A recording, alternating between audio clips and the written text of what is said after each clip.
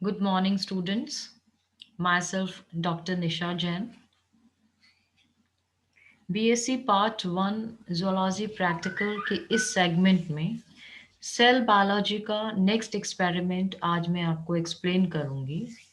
वो जो एक्सपेरिमेंट है आपका that is mitosis in onion root tip. प्याज की जड़ों में माइटोसिस का अध्ययन करना।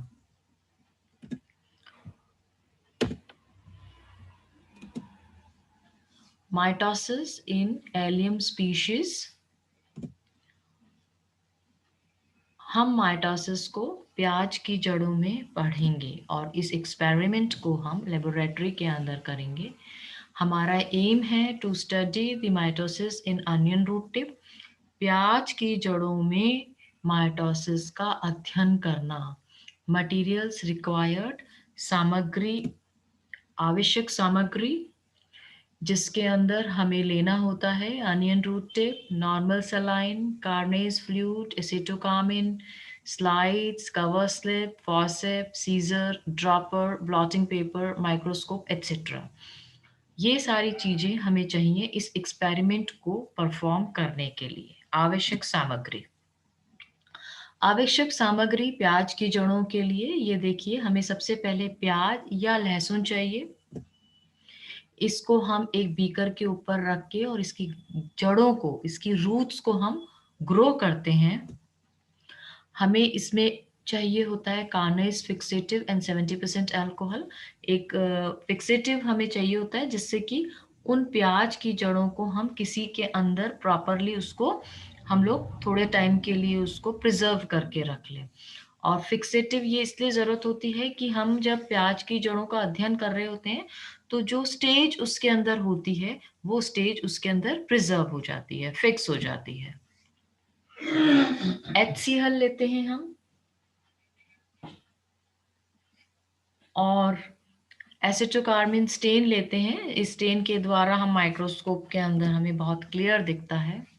ये बीकर है, इसको हम बोलते हैं पेट्री डिश। पेट्री डिश ये एरोस जो मैं दिखा रही हूँ आपको, and this is beaker.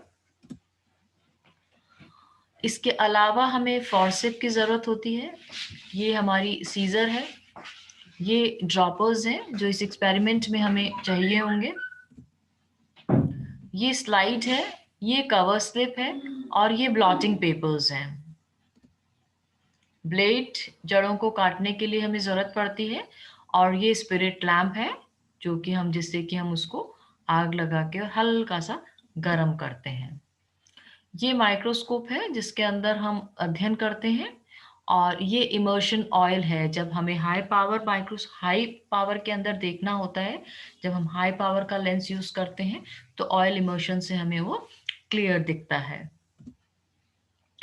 Vidhi, procedure, हम क्या मेथड इसके अंदर अपनाते हैं। प्रोसीजर की अगर मैं बात करूं तो हम इसमें क्या करते हैं। Take a drop of acetylcholine on a clean microscopic slide and put on it 1 or 2 root tips. एक स्लाइड लीजिए, उसके ऊपर 2-3 ड्रॉप्स एसिटाकॉमिन की डालिए और एक छोटा सा पीस आप उसकी रूट टिप का, जड़ की टिप का रखिए। उसके ऊपर कवर स्लिप रख दीजिए और उसको धीरे धीरे टैप करिए निडल से। उसको हल्का सा वार्म करिए स्पिरिट लैम्प के ऊपर। और अगर ज़्यादा आपको लग रहा है आसपास एसिटोकामिन बाहर निकल गई है तो उसको ब्लॉटिंग पेपर से थोड़ा सा क्लीन कर लीजिए और थंब की हेल्प से उसको प्रेस कर दीजिए और इस स्लाइड को आप माइक्रोस्कोप में ऑब्जर्व करिए। ये जो एक्चुअल मेथड है जो मैंने आपको बताया कि किस प्रकार से आप स्लाइड को करेंगे, तो ये प्याज की जड़ को छोटा सा आपको काटना है। प्याज हो या लहसुन हो, आप दोनों में से कुछ भी ले सकते हैं। इसको हम लोग लेबोरेटरी के अंदर हम लोग इसको 70% अल्कोहल में डाल के रख देते हैं जिससे कि ये प्रिजर्व रहे और हम फिर आगे भी इस एक्सपेरिमेंट को परफॉर्म कर सकें। हम इसको अगर चाहें तो पेट्री डिश में लेके और इसको हल्का सा इसके ऊपर गर्म कर सकते हैं या फिर हम स्लाइड को भी इस स्पिरिट लैम्प के ऊपर से निकाल सकते हैं। दोनों तरीके हैं, आप पेट्री डिश में रख के इसको गर्म कर लीजिए या फिर स्लाइड के ऊपर रखकर गर्म कर लीजिए। ये एसिटोकार्मिन स्टेन के अंदर हम प्याज की जड़ को डाल रहे हैं स्टेन करने के लिए, और इसको फिर हम स्पिरिट लैम्प के ऊपर वार्म कर रहे हैं। जब हम प्याज की जड़ को एसिटोकार्मिन के अंदर डालते हैं तो और उसके बाद हम इसको वार्म करते हैं, गरम करते हैं।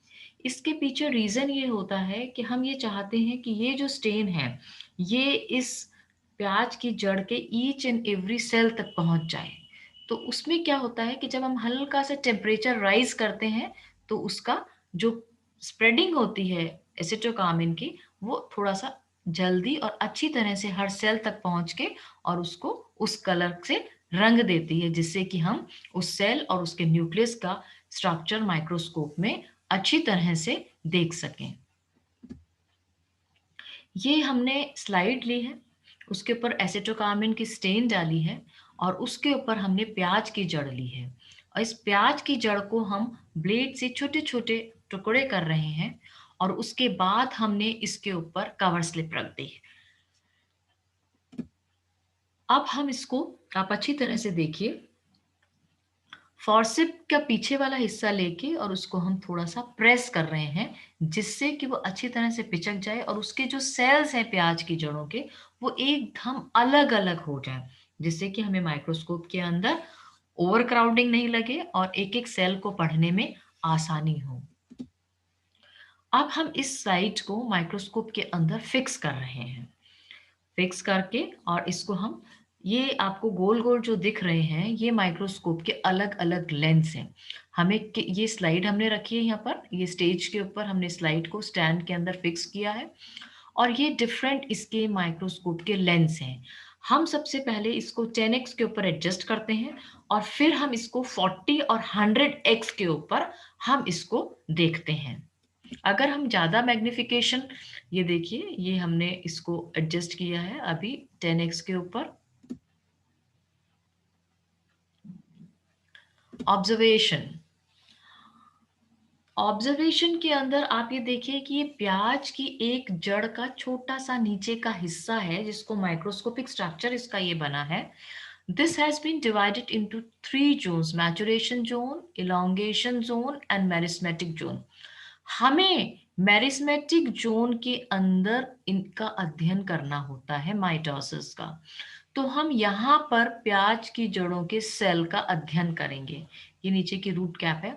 अब ये देखिए इतना सा पार्ट मैंने निकाला है, ये अलग-अलग सेल हैं और इस सेल के अंदर ये न्यूक्लियस के अंदर अलग-अलग स्टेजेस आपको नज़र आ रही है। थोड़ा-सा और आप मैं कोशिश करती हूँ आपको क्लियर करने का। जब हम माइक्रोस्कोप में स्लाइड बनाते हैं और हम इसको जब हाई मैग्निफिकेशन के अंदर देखते हैं, तो माइक्रोस्कोप में आपको ऐसा स्ट्रक्चर दिखेगा। Can you see this? ये प्याज की जड़ों के सेल हैं, चौकोर जो है। आपने प्लांट सेल का स्ट्रक्चर ज़रूर देखा होगा और पढ़ा होगा और ये जो गोले दिख रहे हैं, ये इसका न्यूक्लियस है। और इस न्यूक्लियस के अंदर ये आप देखिए छोटे-छोटे दाने दिख रहे हैं, ये एक्चुअली क्रोमोसोम्स हैं। इन क्रोमोसोम्स का हमें एक्चुअली अध्ययन करना है। I hope you can understand. Microscope में देखने से ये सेल दिखते हैं, स्क्वायर प्लांट सेल, इसके अंदर ये न्यूक्लियस और न्यूक्लियस के अंदर ये क्रोमोसोम्स।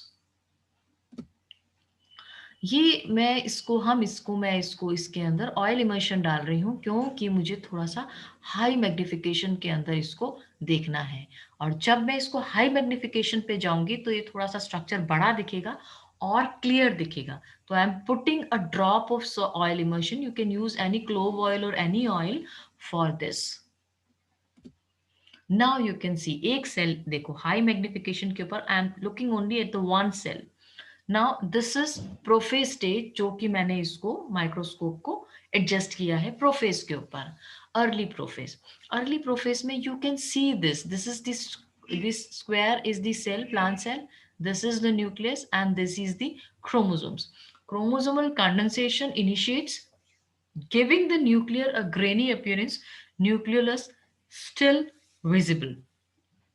क्रोमोसोम्स जो है उनका कंडेंसेशन है, न्यूक्लियस ग्रेनी नजर आ रहा है और इसके अंदर न्यूक्लियस के अंदर न्यूक्लियोलस भी हमें दिख रहा है। देखो इस सेल में भी देखो और आप इसके अंदर भी देखो, ये छोटा सा न्यूक्लियोलस आपको नजर आ रहा है। प्रोफेज के बाद नेक्स्ट स्टेज आती है मेटाफेज। मेटाफेज के अंदर सबसे इंपॉर्टेंट जो पॉइंट होता है जिससे कि हम आइडेंटिफाई करते हैं कि ये न्यूक्लियस किस स्टेज के अंदर है, that is chromosomes align along metaphase और इक्वेटोरियल प्लेट। ये देखिए, ये प्लेट है, इसके ऊपर ये जो क्रोमोसोम्स हैं ये अरेंज हो गए हैं। इससे नीचे वाले में आप देखिए इसका न्यूक्लियस है और ये अभी प्रोफेज के अंदर ही है, क्योंकि क्रोमोसोम्स सिंपली एक कंडेंसेशन ग्रेन्स के फॉर्म में नजर आ रहे हैं। लेकिन इसके पास वाला जो दिख रहा है, ये देखिए आप, ये एक मेटाफिजिक प्लेट है, इक्वेटोरियल प्लेट है, इसके ऊपर ये क्रोमोसोम्स अरेंज हो गए हैं। तो जैसे ही हम इस प्लेट के ऊपर क्रोमोसोम्स का अरेंजमेंट देखते हैं, हम इमीडिएटली कह देते हैं न्यूक्लियस जो है अभी मेटाफेज स्टेज के अंदर है। नेक्स्ट स्टेज आती है हमारी एनाफेज। एनाफेज के अंदर क्या होता है, sister chromatids reach the opposite pole in equal number. अब ये जो मेटाफेजिक प्लेट के ऊपर क्रोमोसोम्स अरेंज थे, now they have move towards poles, वो उस तरफ मूव कर गया और ये इस तरफ मूव कर गया। तो these chromosomes have arrange themselves on the opposite poles, opposite pole के ऊपर इन्होंने अपने आप को अरेंज कर लिया है, equal in number. This is anaphase. अगर हम सेल को देखते हैं और क्रोमोसोम्स अगर पोल्स के ऊपर अरेंज्ड हैं, they are not arranged on the equatorial plate but they are arranged on the poles, then we say that it is the slide of anaphase. Mitosis का एनाफेज है ये। Next is telophase. टीलोफेज में क्या होता है, ये देखिए, chromosome D condensation initiates and chromosomes almost fully ये इसका डीकंडेंसेशन स्टार्ट हो गया है और यहाँ पे ये फुली डीकंडेंस हो गए हैं to form original chromatin network. यहाँ पर वापस ये पहले ये कंडेंस होते हैं और फिर ये डीकंडेंस होते हैं। तो यहाँ पर आप, ये डीकंडेंसेशन स्टार्ट हुआ है इस जगह पे और यहाँ पर ये वापस प्रोफेज की स्टेज जैसी स्टेज हमारे पास आने वाली है। देखो, ये न्यूक्लियर जो है, न्यूक्लियस, इसके अंदर डीकंडेंस्ड क्रोमोसोम्स प्रेजेंट हैं। This is telophase. This is late telophase or I can say this is cytokinesis. Cytokinesis growing cell plate. यहाँ पे सेल प्लेट का फॉर्मेशन चालू हो गया है, जिससे क्या होगा, ये दो सेल बन जाएंगे। This is one cell and this is another cell. इसका ये न्यूक्लियस है, इसका ये न्यूक्लियस है and network of chromosomes is present in both the nucleus. Chromosome individuality is lost, forming chromatin network. Nuclear membrane and nucleus reappears. Here the nuclear membrane and nucleus reappears, cell plate begins to form. ये इसके important characters होते हैं cytokinesis के। Now, what is the result of this experiment? आप या तो लिख सकते हो कि in the given slide of mitosis I have seen prophase और मेटाफेज और एनाफेज और टीलोफेज और साइटोकाइनेसिस, जो आपको स्टेज दिखती है आप उस स्टेज का नाम लिख के और उसके बारे में आपको लिखना होगा कुछ कैरेक्टर्स, 5-6 कैरेक्टर्स लिखने होंगे। Or the cells and their chromosomes are spread out and become distinct. Carefully observe different stages of mitosis. हमें इनका डायग्राम प्रैक्टिकल फाइल के अंदर बनाना होता है। ये मैंने आपको जस्ट एग्जाम्पल के लिए एक प्रैक्टिकल फाइल की पिक्चर्स अपलोड की है, जिसमें आप देखेंगे कि इस एक्सपेरिमेंट को आपको फाइल में कैसे लिखना है। क्योंकि कोविड पेंडेमिक चल रहा है, हम लोग लैब के अंदर इस एक्सपेरिमेंट को करते हैं और फिर हम इसको फाइल के अंदर नोट करते हैं। पर चूंकि अभी हम लैब के अंदर काम नहीं कर पा रहे हैं, तो मैंने आपको कोशिश करी है कि वही लैब का एटमॉस्फेयर देके और आपको इसको एक्सप्लेन करूं जिसे आपको लगे कि are working in lab. I hope आपको ये understand, you must have understood this experiment properly. लेकिन आपको लिखना कैसे है ये आप देखिए इसके अंदर। This is simply an example, आपको अपने हिसाब से लिखना है और इससे बेटर लिखना है। आपको उद्देश्य लिखना है, आपको इंट्रोडक्शन लिखना है, आवश्यक सामग्री क्या ली है आपने, विधि आपने क्या अपनाई है, व्हाट इज द प्रोसीजर। आपको ये डायग्राम्स देखो, कितने ब्यूटीफुल डायग्राम्स बनाए हैं जिसकी भी फाइल है। Therefore I have given good interface, early prophase, mid prophase, late prophase, metaphase, early metaphase. उसके बाद आपको प्रोफेज, मेटाफेज, एनाफेज, इन सब स्टेजेस के बारे में लिखना है। ये डायग्राम एनाफेज और साइटोकाइनेसिस तक के ये डायग्राम है और ये इसने पूरा इसके अंदर लिखा है। लेकिन आप देखो मैंने इसके अंदर मेंशन किया है, रिजल्ट नहीं लिखा और प्रिकॉशंस। सबसे इम्पोर्टेंट, हर एक्सपेरिमेंट के अंदर आपको प्रिकॉशंस लिखना, जिसको कि हम बोलते हैं सावधानियां, बहुत ही ज़रूरी होती है। आप इसके अंदर आपको 3 या 4 सावधानियाँ आपको हर एक्सपेरिमेंट में लिखनी होती है। अब आप इसमें लिख सकते हैं कि फ्रेश प्याज़ की जड़ों को काम में लेना चाहिए। अगर पुरानी होगी तो आपको mitosis I am sorry, mitosis आपको अच्छी तरह से नहीं दिखेगा। फ्रेश प्याज़ की जड़ों को काम में लेना चाहिए। इसको स्टेन को सेल के अंदर तक पहुँचाने के लिए इसको एक बार स्पिरिट लैम्प के ऊपर वार्म करना, गरम करना करना चाहिए। अगर ज़्यादा स्टेन हो गई है तो ब्लॉटिंग पेपर से उसको हटा देना चाहिए। अगर आपको ज़्यादा या हाई मैग्निफिकेशन के ऊपर देखना है तो ऑयल इमर्शन का को काम में ले लेना चाहिए। तो ये सारे जो हैं, दीज़ आर द प्रिकॉशंस और सावधानियाँ। इसके अलावा जो आपको और सावधानियाँ इम्पोर्टेंट लगती हैं, आप अपने हिसाब से इसको नोट कर सकते हैं। So this is all about mitosis in onion root tip. प्याज की जड़ों में माइटोसिस का अध्ययन करना। मैंने इस एक्सपेरिमेंट को पूरा एक्सप्लेन करा है और आपको बताया है कि आपको फाइल में इसको कैसे नोट डाउन करना है। इस एक्सपेरिमेंट को मैं इस क्लास को मैं यहीं कंप्लीट करती हूँ। हम नेक्स्ट क्लास में नए एक्सपेरिमेंट के साथ फिर मिलेंगे। Thank you.